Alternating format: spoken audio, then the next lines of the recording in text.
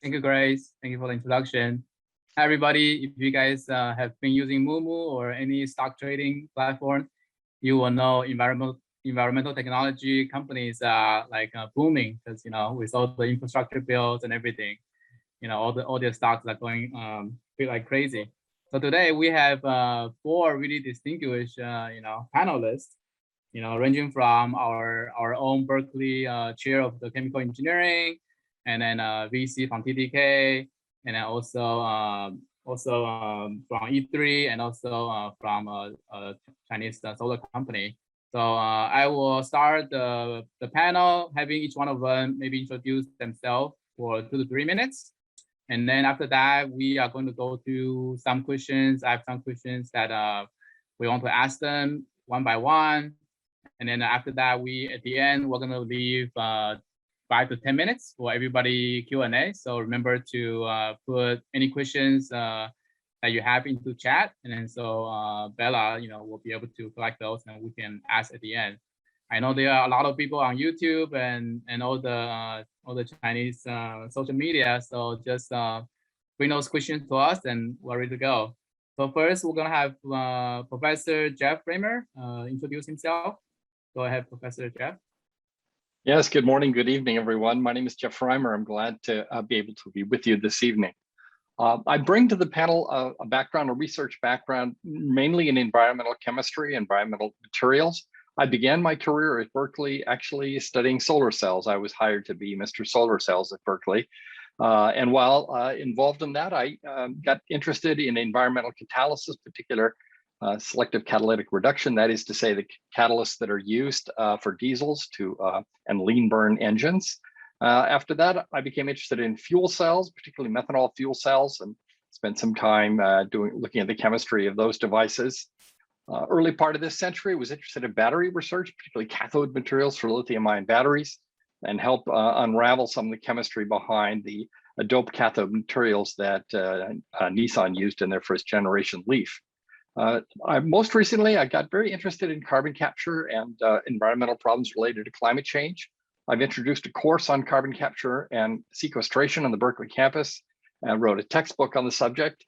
And I close by saying I have no special expertise on the country of China, other than the fact that my son and daughter and grandson live in Nanjing. And so you can also call me Ye, Jeff. Thank you, Professor Jeff. Next, we're going to have Andrew from TDK Venture. Andrew, please introduce yourself. Hi, everyone.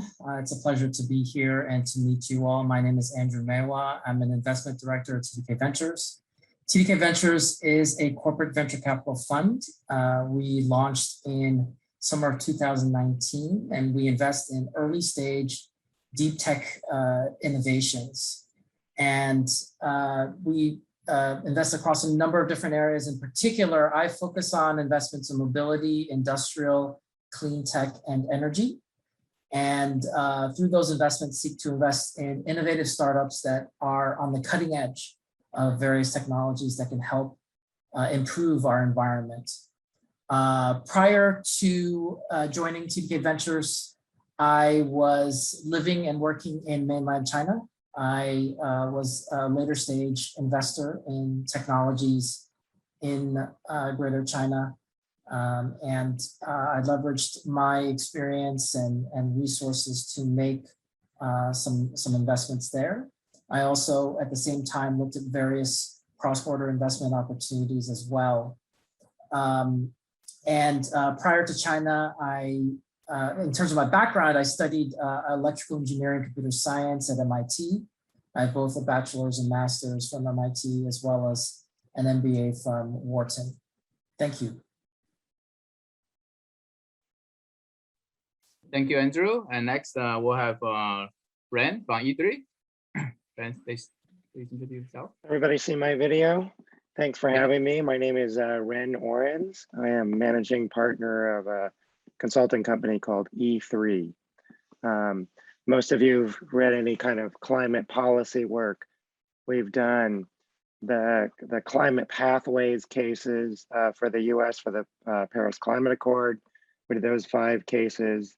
We have done most of the California Air Resources Board long-term decarbonization cases. We do the long-term IRP for the CPUC that determines all the portfolios utilities buy. We do the same set of policy work in New York, Minnesota. We've done cases for Arizona, Colorado. All around North America, we're doing what we call kind of practical applied decarbonization cases that involve building electrification, getting fuels out of buildings, electrified transportation, and decarbonized power sector. My own personal background is I was at Cal 40 years ago as an undergrad in economics. I went to work at a big giant electric utility in Northern California. And then I went and got 2 more engineering degrees down in Palo Alto. Also my ethnic background, I'm half Chinese, half American. And so my mother was born in Beijing and raised there. And so I have a keen interest in many integrative issues between China and the US. All right, thank you, Ren. Next we have Ming. Can you please introduce yourself? Ming, you're on mute. Hello. All right. Thanks, George. Thanks for having me. And also it's a pleasure to be here and to be with all these very distinguished panelists to be able to discuss environmental technology. So my name is Ming Yang, and I'm the Chief Financial Officer of Daqo New Energy. Daqo New Energy is a New York Stock Exchange listed company with about $5 billion market cap. We primarily provide a raw material called polysilicon, which is an ultra pure silicon used to manufacture solar cells and solar panels. We're one of the world's leading provider of these materials right now. And so I've been in the solar industry for almost 15 years. So previously I worked for McKinsey in their clean tech practice as consultant to a lot of multinationals in their clean tech strategy. And also I worked for a company called J Solar, formerly, which is one of the world's largest solar panel producer. And I also worked on Wall Street at Piper Jaffray as an equity research analyst covering the solar sector. And so I did go to Berkeley. I studied EECS, electrical engineering and computer science at Berkeley for undergraduate degree. And also I'm part of the leadership here in Shanghai for the Berkeley BCIA, part of the Cal Alumni Association.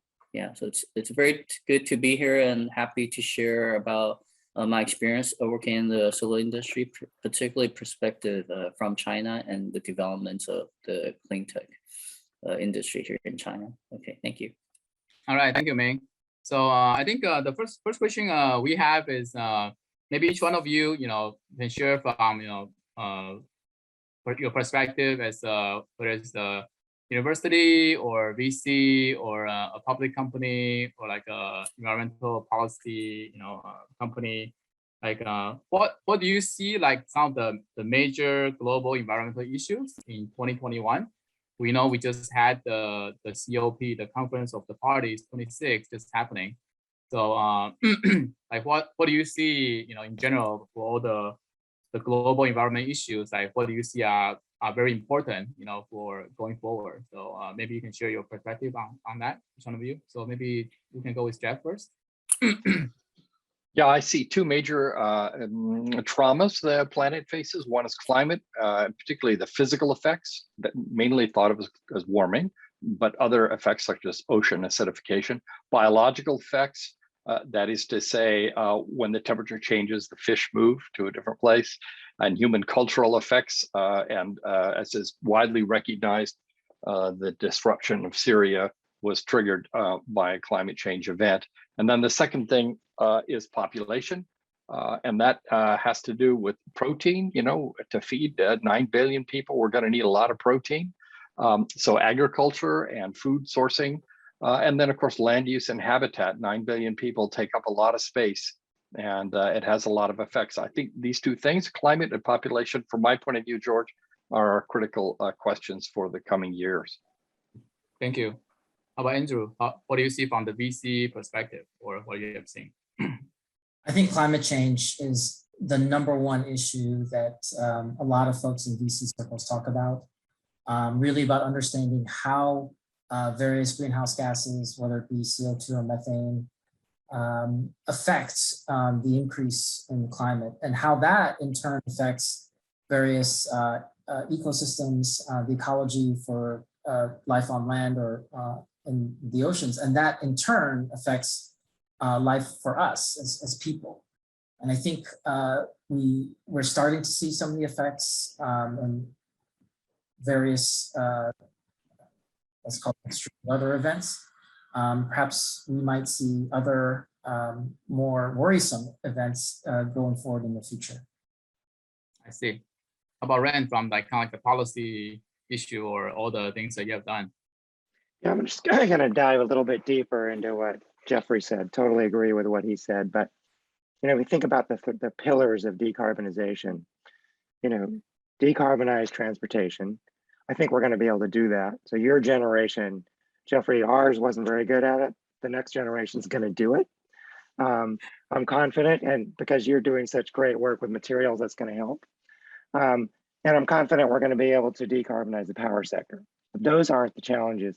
To me, getting the fuels out of buildings, George, we just are not, it's going to be really hard. We just finished a big study for every building in New York City in compliance with this local law 97. And the politicians were a little bit upset because we did not go with a full electrified case. We went with what we call peak heating hybrid case, where we're using, for the very cold days, the backup gas, and it's okay, we can still meet our carbon reduction goals using gas as a transition fuel and then electrifying them, but it's still hard and expensive. So I think your generation is going to struggle, George. And that's where all the money is, by the way. The money's not in decarbonize the power sector. The money's not in electrified transportation. The money is get the fuels out of the buildings. I see. Thank you. Thanks. About Ming, what do you think from a public company or a new energy company? Okay, I'll mostly talk about it from a China perspective in terms of the major environmental issues that we're seeing here. I think especially in the past really few years, I think after we have such high carbon levels and the beginning of the warming of the general warming of the atmosphere, is that I think there is increasingly a number of extreme weather conditions. I think that's impacting the whole world, especially China this year. This is having widespread economic and social issues. I think some of the well publicized by media, for example, the extreme floods in Zhengzhou and also in Shanxi, where they had such amount of rainfall in such a short time that the whole ecosystem was flooded. And there was a number of casualties, and whole farm areas were flooded as well. And one very unusual condition in China this year is that there's a wide range of rain and flood in eastern China this year, but no water in western China.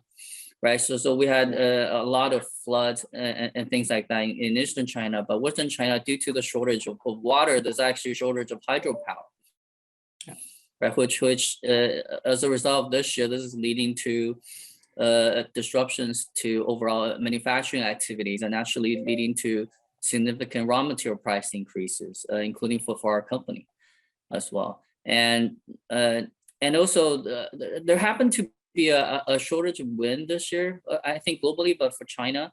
And so there's a shortage of power as a result, and leading to rising power prices and power shortages.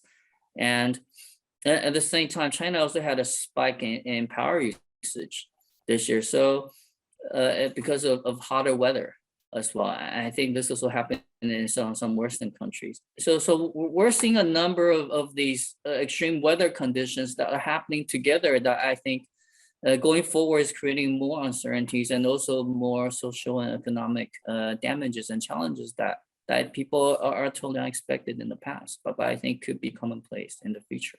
So I think this is something that we really need to address now. Right, definitely. Thank you, Ming, for sharing. And definitely, we see a lot of those, extreme weathers, right? Not just China, but I think also energy price going like crazy in Europe, right? And also all that. So I think we probably know these problems. So, but what can we really do to solve all these problems, right? So maybe I'd like to have some of you share about on the technology side, how do we solve it, and some of you will share on the policy side, how do we use government policy to solve it.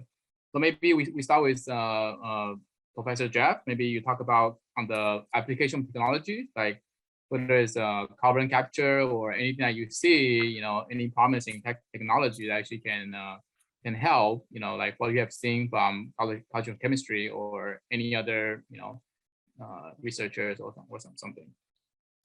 Yeah, I'm going to join the I Love Ren sort of community here and say that defossilizing how we conduct our lives is a huge technological challenge.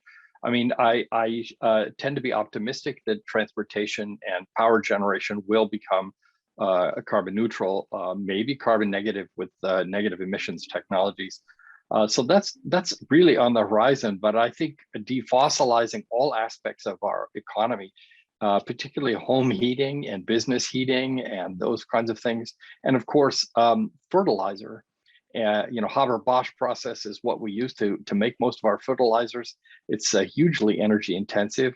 It's hard to imagine how the chemistry of just how to make fertilizer without using this over century old technology. I'm not a fan of geoengineering. I'd be curious if anyone on the call is today, but I do know that people are talking a lot about changes in the albedo in certain parts of the planet, or actually having sunshades. I just don't happen to be a fan of that. I see. Thank you. How about Andrew? Like, have you seen any? You have seen many cool startups all the time. So in this kind of area, have you seen any startup with cool technology that you think they might be able to solve something, in the next 2 to 3 years or 5 to 10 years or something? Maybe just share with us. Certainly, I see cool technology startups every single day. Many, in fact, we've come across several that are making what I see as potentially significant inroads into decarbonizing our world, as well as in some cases defossilizing our lives. And in particular, I've, for example, recently seen a startup that is looking at different ways to convert heat energy to electricity, and also leverage heat energy that is generated using non-fossil fuels. I've seen startups that are looking at converting CO2 to different materials or fuels, and doing so in very efficient ways. So we are seeing a number of different technologies that are targeting these so-called problem areas. And I think that from the VC side, what we're looking at is, okay, which of these are viable in the marketplace? Which of these can really grow and scale with the right kinds of funding? Which of these can grow and scale with the right kinds of advisors or support in terms of policy?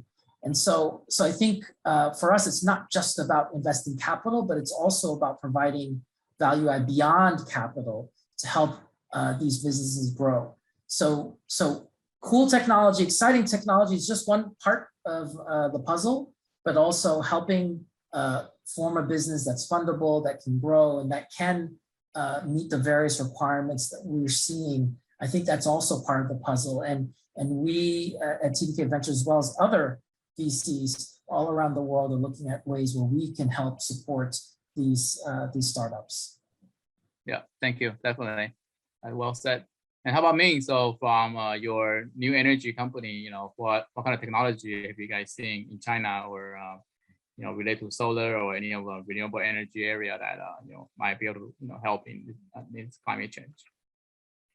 Okay, I think first of all, I would say in terms of major policies, I think we're fortunate globally that I think that the major economies and the world leaders today do recognize and to realize the climate challenge that we're facing is probably one of the biggest challenges we will see, I think, this century.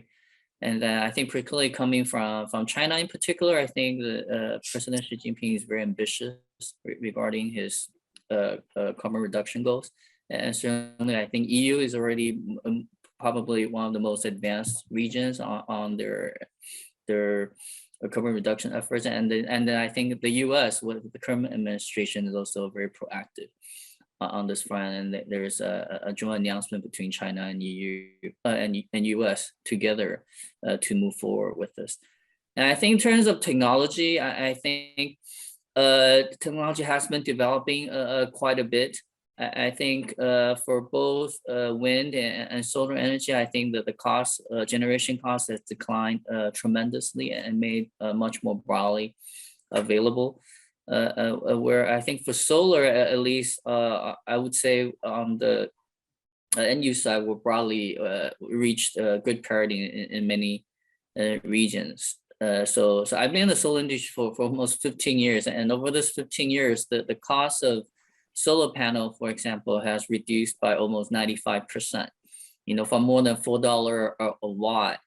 In say 2007, 2008 to now, maybe only 25 cents per watt for a solar panel, on a wholesale basis, right? And I would say the technology will continue to develop.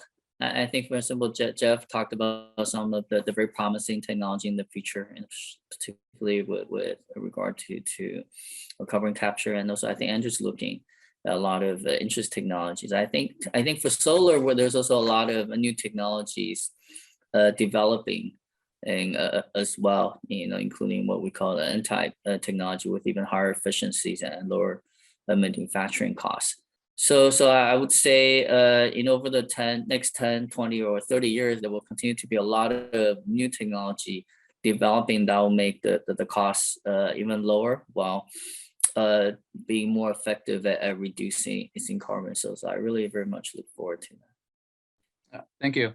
I mean, just like you say, I remember 2008, 2009 when Stephen Chu, the Secretary of Energy, talked about sunshot. It used to be moonshot, so he's doing the sunshot to try to make the solar price go down. Like you said, from 4 down to 25 cents. You have to disclose. So I think definitely policy makes government policy makes a lot of the drive as well, right? Yes, a long-term difference, I think. Yeah, it takes time for these things to happen, but yeah. Exactly. Exactly. So on the policy side, so maybe Ren, you can since you help New York and many states on this, so maybe you can share with us on the non-technology side, on policy side, what do you see that actually can help drive more? I definitely seeing myself on all the Department of Energy doing a lot of this sunshot and also many of those renewable energy things, but other than that, what else can we do? Let me tell you the 3 big things that we're focused on. Okay. A cheap form of long duration storage. So we're not sure lithium gets there. So we need, whether it's salt water, Jeffrey, I'd be curious to see what you think, but we need long duration storage. We don't need it lightweight. This is for ground, system. Needs to be, Sally Benson, at Stanford has a big lab that's working on pieces of that, but there needs to be a breakthrough. George, you guys need to deliver that, your generation. All right. And then we also need a decarbonized form of fuel at the end of this. So I talked about gas as a transition fuel, but what comes next? And so George, we did all the cases for the Hawaiian Islands. Each island, we kept the gas system in place, and we just assumed a magical form of decarbonized fuel that your students, Jeffrey, are gonna make for Hawaii and get them over there. I don't care whether it's algal, biofuel, or whatever it is. And that if we're gonna keep the lights on in Hawaii and we're gonna electrify, that's what we're gonna need. Right. The final thing I think, George, you mentioned is, in my 35 years in this business, I don't see VCs and I don't see markets really solving those big things. I see kind of fundamental research in the universities working closely with government policy, like NIH style stuff, figuring out how to do this, and the US is just, it's really, in my whole career, the US has never had any federal energy policy. I mean, since the Public Utility Regulatory Policy Act in the 1970s, when we were in gas shortage lines, we really don't have federal energy policy. We don't have a federal building code standard, for Christ's sake, nothing. So we're going to need a renewed emphasis from the federal government focusing in on kind of all those three things and making sure we can get there in time for your generation to be, safe and mitigate all the things that everybody talked about. Got it. Thank you. Thanks for this great insight. So of course, we definitely know, the federal government, all that, need to, play more roles in that as well, right? So the other thing is, US and China, right? So everybody talk about, the two biggest countries, right? And then how can we collaborate more? How can we, what can we do together to kind of help in this one? So what maybe each one of you can share about, your thoughts on, the role that each country can play, in this process, like of course it's a very big topic. So like what do you see, maybe like in 1 minute, like what do you think they can do to at least help, we are in the right direction to kind of reduce, all this carbon and also that. So maybe Professor Jeff, you can go ahead and share. If I had a minute with Chairman Xi, I would say China can lead the world. They can do technology at scale. The scale at which we need to decarbonize is enormous. China can do this, and 100 years from now, the world will be so grateful.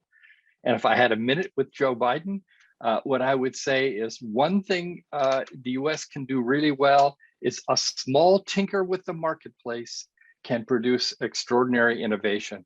And Ren, I would cite actually California's Air Resources Board as just a simple statement about the fuel efficiency of a vehicle can help drive companies, it can help drive ideas and new products.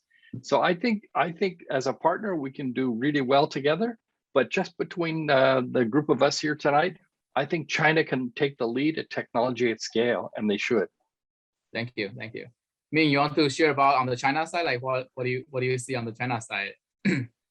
how does China and US collaborate more to solve this? Okay, I would say both countries definitely need to collaborate more.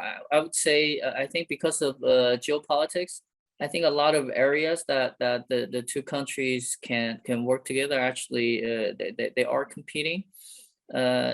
So I would say in some areas China is leading. For example, on the power generation equipment front, like solar panel and wind energy, and also on the lithium batteries. But I think certainly and for the US, I think because of policies. So for example, the import of solar panels into the US has very, very high tariffs, right? So I would say probably more collaboration, but both on the application front, but also on the technology development front. I think that would be very helpful for us to move forward. Yeah, and really leave politics aside, especially when it comes to climate change. Thank you. Andrew, so you have been in China for 8.5 years and have seen both sides, and now you are VC investing here. So maybe share your thoughts on US and China. What are they doing better? Like what can I do better, and also that. Absolutely. I concur with my fellow panelists in that I do see opportunities for further collaboration between the US and China. I think it would be beneficial for both sides. I think that it's not just about collaboration about technology. It's really collaboration across a wide sort of base of different areas. So it could be technology, it could be different policy things or different things that we're seeing in the various markets. For example, the US market and the clean energy needs for the US market are in general different from those of the China market.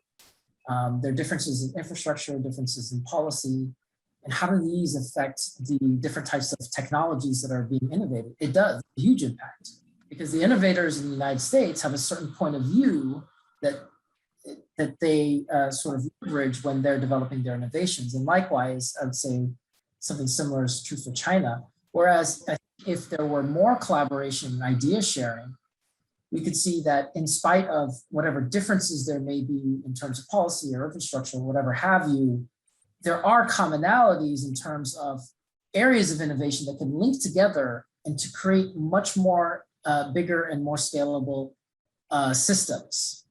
And I think that's kind of what I see as sort of a big goal that both US and China can work towards. It's not just about developing the small little technology in isolation. It's about how we can link up all these different types of technologies to create something big that can have a big impact, a positive impact for both US and China.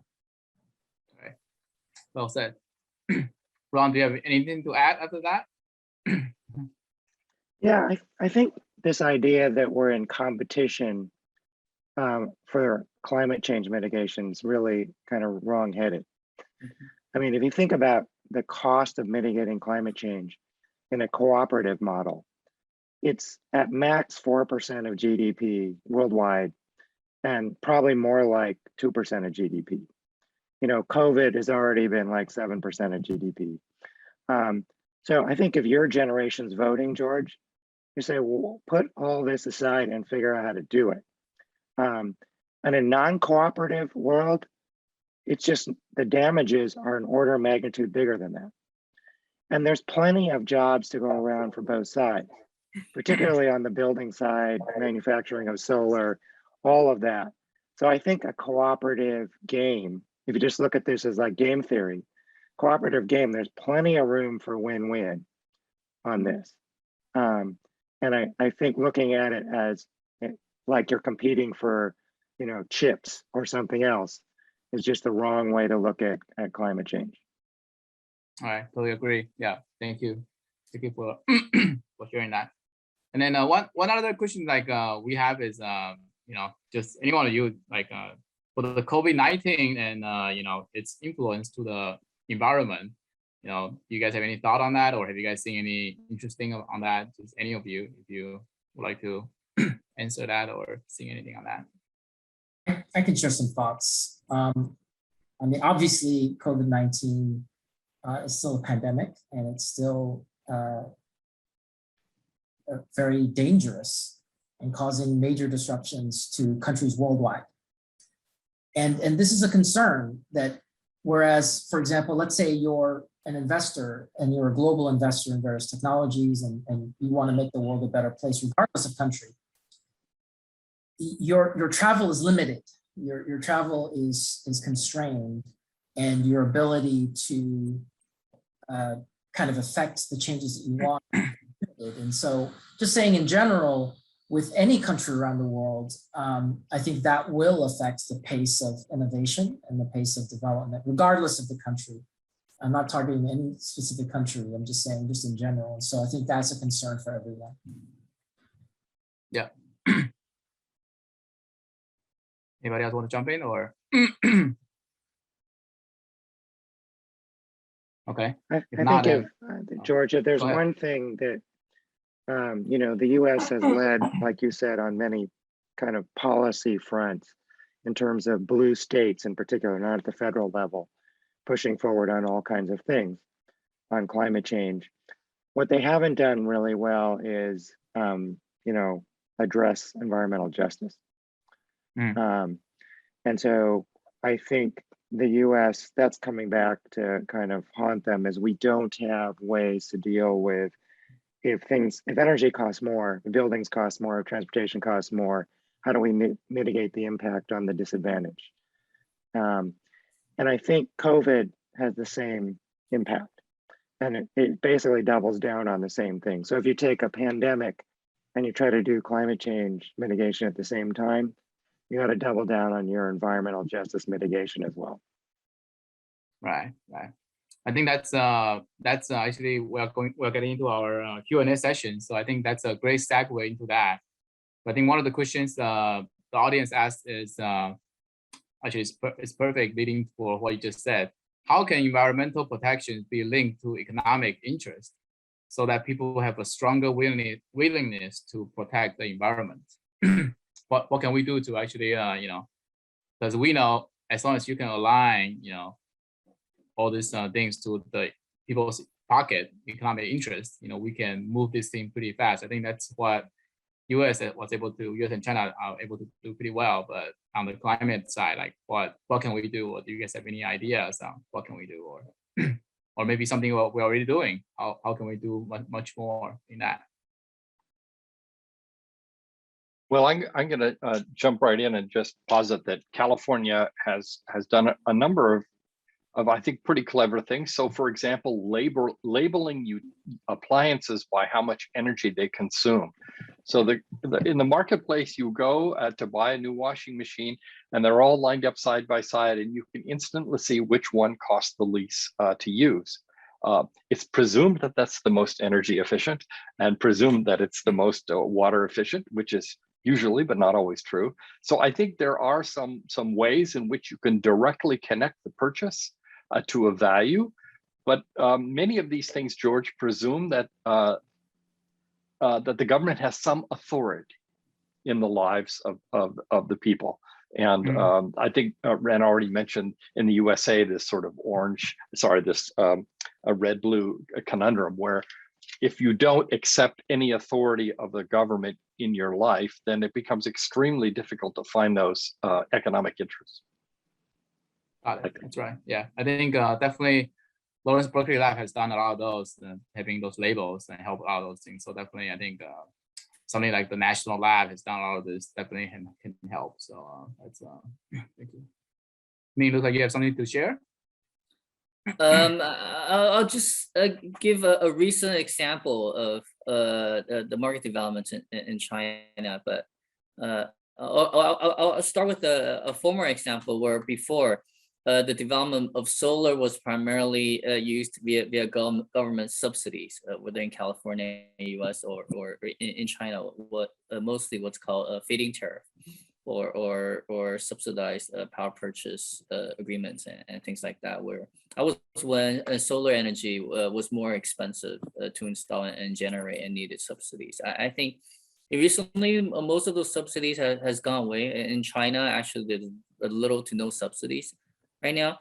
But really, what happened in the last 1 or 2 months is because the rise in power generation costs, particularly coal, where coal price in China went up between 3 to 4 times from the beginning of this year, so that the government actually had to readjust the utility power price upward by more than 20%. It just so happened that when this happened, when now it costs more to buy energy from the grid, actually it created a boom in the distributed generation market for solar in China this year, because now your return for generating solar on your industrial or commercial or residential roof is significantly higher. Now it's in the maybe 4 to 5 year payback period, or 15 to 20% return on investment. So it's a huge increase in demand as a result. So I think from that perspective, especially when there's a significant economic interest, then people really flock to renewable energy or to environmental protection method. Yeah, Definitely great. And then so I'm sure we can talk this all night long, but we only have like 50 minutes, so we're probably towards the end of our. How about each one of you gave like a 1 minute summary? We can start with Jeff. Maybe you can give like 1 minute, whatever the most important, maybe the 30 seconds. We can do this. We can do it together, our countries, and it involves my lab really discovering great materials. It requires business people to invest in companies, and it requires governments to take a position. We can do this. I have high confidence, and George, your children will be in a better world for it. All right, Andrew, how about you go next? I think we're in exciting times. I think we're seeing such tremendous innovations in terms of decarbonization, in terms of renewable energy, that we're in a position where we can make tremendous strides. And therefore, I want to encourage everybody globally, no matter where you are, to connect and collaborate on the technologies, because there's so much more that we can learn from each other and build together, that together we can solve some of these major problems and make the world a better place. Thank you, Ron. Ran. Yeah, I agree with Jeff. I think we can do this.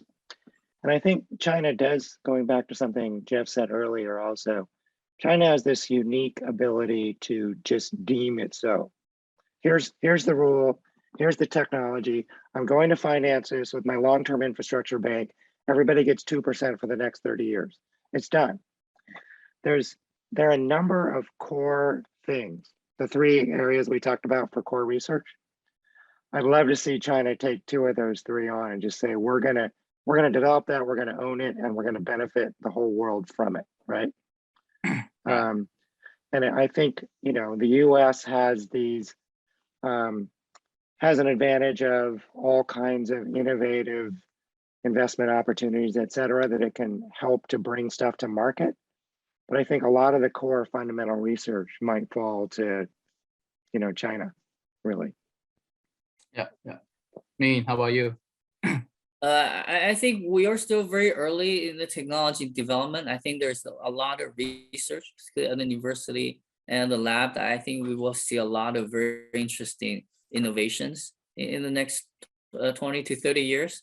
I think by 2050, the way we travel, the kind of vehicle or for example, I think energy storage that we generate, I think will be very, very different from what we have today. And so I think now is a very exciting, interesting time to be part of this. And certainly I think we as individuals, certainly I think we should be more proactive and also look forward to be early innovators or early adopters of these new technology and support this. And also lower our own personal carbon footprint as well. So that's my recommendation. Thank you. Great.